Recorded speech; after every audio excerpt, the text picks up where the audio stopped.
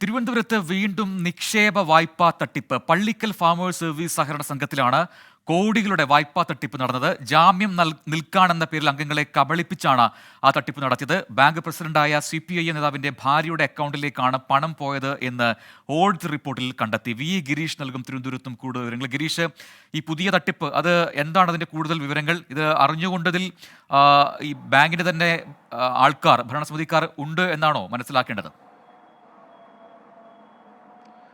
പ്രജിൻ 2011 മുതൽ പള്ളിക്കൽ ഫാർമേഴ്സ് സഹകരണ സംഘത്തിൽ നടന്ന ബാങ്കിൽ നടന്ന തട്ടിപ്പുകളാണ് ഇപ്പോൾ പുറത്തു വരുന്നത്. സഹകരണ വകുപ്പിന്റെ ഓഡിറ്റിലാണ് ഗുരുതരമായ ക്രമക്കേടുകൾ ഇപ്പോൾ കണ്ടെത്തിയിരിക്കുന്നത്. നേരത്തെ സംഘത്തിന്റെ പ്രസിഡന്റായിരുന്ന സജീബ് ഹാഷിം എന്ന വ്യക്തി, അദ്ദേഹത്തിന്റെ ഭാര്യയുടെ അക്കൗണ്ടിലേക്കാണ് ഈ തുക പോയിരിക്കുന്നത് എന്നും ഓഡിറ്റ് റിപ്പോർട്ടിൽ പറയുന്നുണ്ട്. ഏറ്റവും പ്രധാനമായിട്ടുള്ളത് ജനങ്ങളെ കബളിപ്പിച്ചുകൊണ്ട് അവരുടെ പേരിൽ വായ്പ എടുത്തു എന്നുള്ളതാണ് ഇപ്പോൾ ഓഡിറ്റിൽ കണ്ടെത്തിയിരിക്കുന്നത്.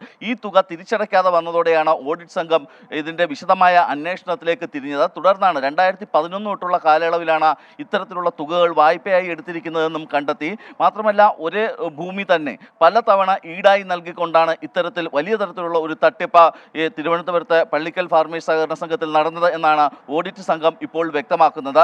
കാരണം പലരെയും ജാമ്യം നിൽക്കാൻ എന്ന പേരിൽ വിളിച്ചു വരുത്തി അവരുടെ ഒപ്പിട്ട് വ്യാജമായി തയ്യാറാക്കിയ അപേക്ഷയിൽ ഒപ്പിടുകയായിരുന്നു. ഇതിനുശേഷം അവരുടെ പേരിൽ വായ്പ എടുക്കുകയായിരുന്നു. പലർക്കും പണം തിരിച്ചടയ്ക്കാതെ വന്നതോടെ പലർക്കും നോട്ടീസ് ലഭിച്ചപ്പോൾ മാത്രമാണ് ഈ ഒരു തട്ടിപ്പിനെ കുറിച്ച് ഈ കബളിപ്പിക്കപ്പെട്ടവർ അറിഞ്ഞത് എന്നുള്ളതാണ്.